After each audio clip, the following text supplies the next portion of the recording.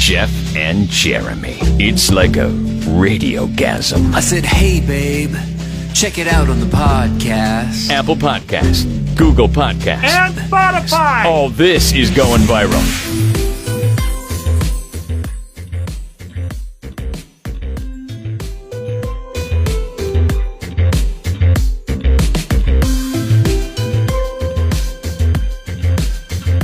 Okay, so this is in the news yesterday, and I immediately thought of you because you pay attention to this kind of stuff. And I don't know if you heard about this woman that was killed by a grizzly bear. She was from California. She was in Montana. No. Camping. And she was killed by a grizzly bear on the 6th of July. Okay. She was camping In Montana. in a small rural town northwest of Helena. Okay. The grizzly bear came down. It's Helena, by the way. Helena? Helena. It's the capital. Jesus. Did you? Are you kidding me? It's spelled the same way, It's Helena. but you could say it Helena. No, too. you can't. Why not? Not because it's pronounced Helena. Okay. What about San Luis Obispo? Yeah, I don't know. I'll put more stake in the fact that Or- Helena's pronounced Helena than St. Luis Obispo is pronounced St. Or Louis El Obispo. Paso de Robles. Yes. Yeah. Put the stank on it. You understand the confusion when it comes to towns. Did she? Don't hold my Was feet she to by? the fire Was she when it by comes to herself? town. Like, what's the what's the information here? What happened?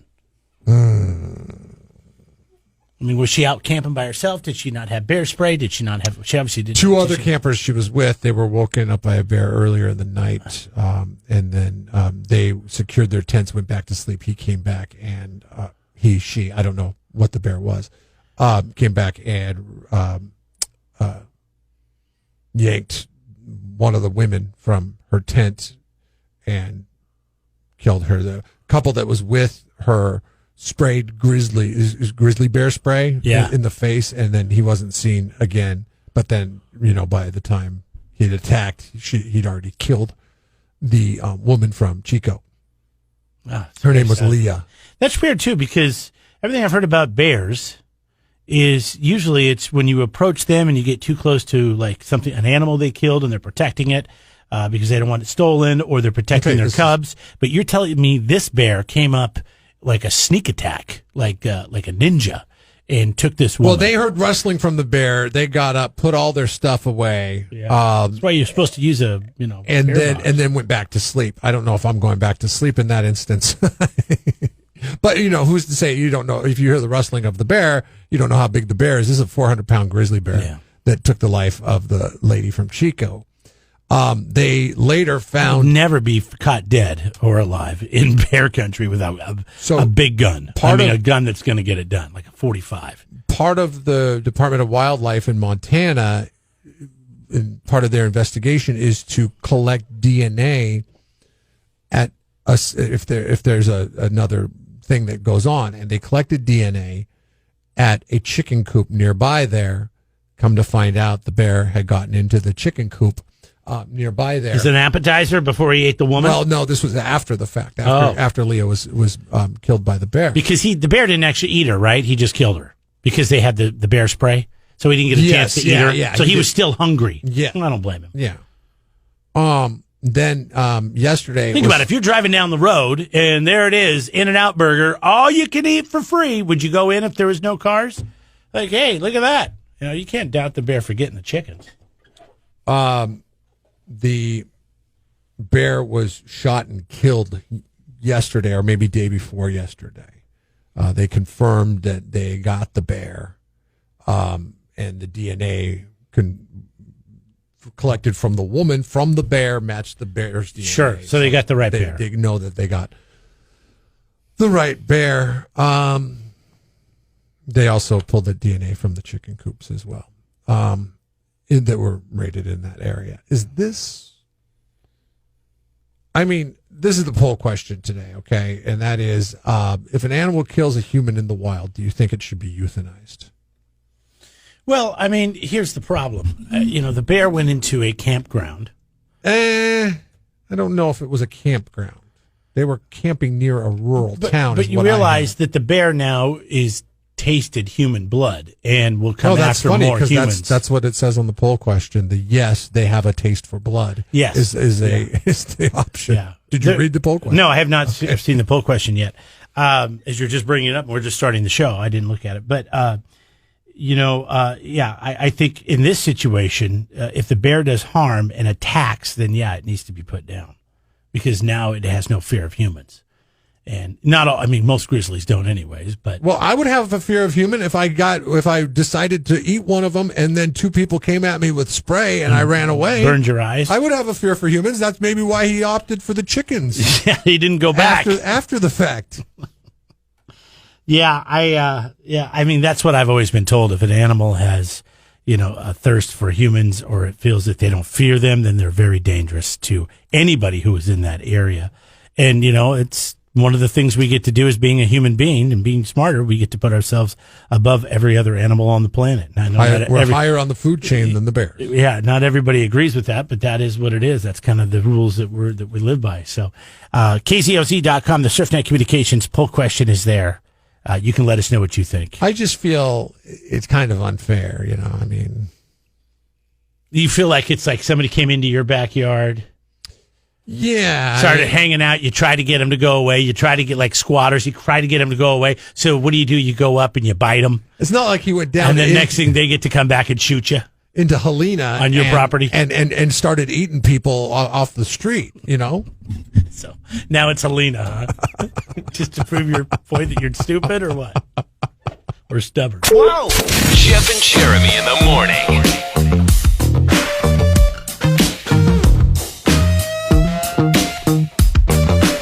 Listening for Poison songs. If you hear that, you want to be the first one to get through on the 805 beer line. 805-543-3693. We'll send you to see the Bret Michaels Band doing Poison on the opening night of the California Mid-State Fair this upcoming Wednesday. You can get your tickets through KZOZ.com. When you win with us, though, not only you get tickets to see the Bret Michaels Band, but you also get your admission into the fair covered. Just yesterday, we didn't cover this on yesterday's show. We were remiss. We should have. There was a poll question concerning the fair, as asking people how many days do they plan on going to the fair, and fair is going to be popular this year. I feel like everything's popular. People are just pent up, ready to go, do stuff. 44% say 1 to 2 days, and 22% on top of that said 3 to 4 days. 11% said every day. I feel like we ask this poll question every year, and usually none, or every year the fair is going on. None leads the way with like 40 to 50%. Because we have a bunch of cranky old people that listen to us, and they're just all set in their ways. And I'm not saying all of you, but you know who you are. And you're the ones like, I ain't go to that fair. Old people. Only 22% said that they're not going to go to the fair this year. So that's interesting because I know that there's capacity limits at the fair, right? I mean, that they're I don't know. Making the days shorter at the fair, like it'll only open up on the weekdays at 4:00 and then go until, midnight or whatever. And then on the weekend days, they'll be open during regular hours. But then I believe, at least at last I heard, you're not going to be able to walk up to the booth at the fair, buy a ticket to go in. You have to buy it like online. You do? At least that's what I heard at last report. And I'll say this was over a month ago that I heard that, so it could have changed since then. Well, you can go to midstatefair.com and you could figure out exactly what to do. Let's figure this out. Or maybe you should have thought of that before you start talking about it. I'll treat this like an Italian. I'll treat this like you can't get a ticket at the door. I'll treat this like an Italian's name. Okay, I'll screw it up royally, and then I'll see. No, I'm not going to ignore it like you. Okay, I'm not going to ignore it as if I said they were Italian. People can figure it out. Nobody, I don't know who those people are. Says you can buy. There's a link to buy tickets on their website. Okay, is that to buy admission tickets to the fair, or is that to buy tickets to go to a show? That's just admission to. Well, you can. Yeah, it's admission to the fair. So you can buy the entertainment events, but it's the gate admission. Let's see. You can buy the tickets, but it doesn't say you have to buy the tickets there. You can buy the tickets at midstatefair.com. We have a person that works in the building here that also works for the fair. He cleans up after the mutton busting. I don't know if he's employed this year because I don't know if mutton busting's allowed. But I guess we could always ask him. Or can you just... Here, I'll call him real quick. Perfect. Let's see if he answers the phone. Can you hear that? Yeah. Okay. Well, I was going to do it this way. See if he'll answer. Yo. Hey, we have a question about the fair. We're on the air, just so you know. Jeff said he heard that you can't go up and buy a ticket to go into the fair day of. You have to buy it online. Is that true? No, that is not true. 100% Was it false. Was it true like 5 weeks ago? What was true 5 weeks ago is that our box office was not open yet. So, yeah, 5 weeks ago, the only place to buy tickets You're was such online. a jackass, Jeff. You sorry. screwed up everything. All right, so here's how it works. So tell us how it works. If I want to go to the fair next Thursday, can I just walk up and buy an admission ticket and walk in? Absolutely, positively. Okay, You good. bet. Good to know. I was of a different mindset altogether. And on can we this. talk more, since we got you? I know you're busy, man, getting ready to clean up the mutton busting and all. But if I wanted to buy tickets to a concert and there were still tickets to a concert available, can I buy those at the fair or online or both? Both. And you can buy those day of. You can walk up just like every other year. You get to the fair and you're like, hey, we weren't planning to go to the show, but let's go to the show tonight. Go buy tickets. You betcha. On sale right there. Okay. And then the last thing he talked about was hours. Wednesday, Thursday, and Friday, the first week of the fair. What time is it open? Wednesday and Thursday are open at 4. Friday, Saturday, Sunday at noon. The next week, Monday, Tuesday, Wednesday, Thursday at 4. Friday, Saturday, Sunday at noon. All days close at midnight. Basically, Friday, Saturday, Sunday are noon to midnight. Monday, Tuesday, Wednesday, Thursday are 4 to midnight. And do I need to bring any kind of ID verification, any kind of cards? No. What are you nuts? Are you guys drinking today? No, Well, I'm just I think what Jeremy's getting at is like I've been on vacation. I don't know what's going on. Some I kind of literally just came back CDC to work. requirement is- Yeah, I didn't is know if what there he's was getting any at. requirements to go to the fair. I'm just asking a legitimate question No, that a no. lot of people want the answers to. And Hey, Yeah. hey, don't get froggy. Listen.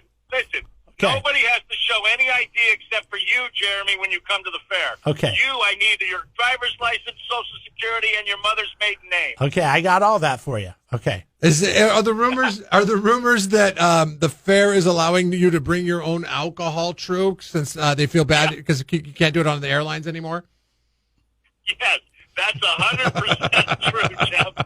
Bring in a big cooler, bring in backpacks, bring it all. You betcha. Okay. He's kidding about that, ladies and gentlemen. Yeah, I'm kidding. You better Please say don't that. do that. Somebody will be like, I heard him. I know, and he said it. All right. I think those are all of our questions for now. Thanks for picking up. Listen, call me anytime. Okay. Bye. Bye.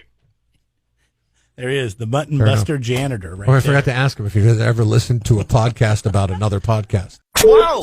Jeff and Jeremy in the morning. I did the math while we were away at break. Half the days, they'll be open at 4. Half the days, they'll be open at noon. Okay. Because it's a 12-day fair, but Friday, Saturday, and Sunday, Friday, Saturday, and Sunday, and then 2 and 4 on the weekday fronts that they're open at 4. That was all according to Bucky, who is the Mutton Buster rodeo clown / janitor. He does it all. Yeah, he does it all. Bucky. He does it all except for the job that you do at the Zipper. Because that's the most lucrative of jobs. Because They haven't called me yet. I don't All know. out of I your don't know if they're pocket. going to either. They don't need help this year, or if it's not coming. Did you see? No, I don't think you did because you were on vacation. My sister-in-law told me about it last Saturday. There was some fair, I don't know, like in Iowa, Ohio, Minnesota, Wisconsin, one of those. That the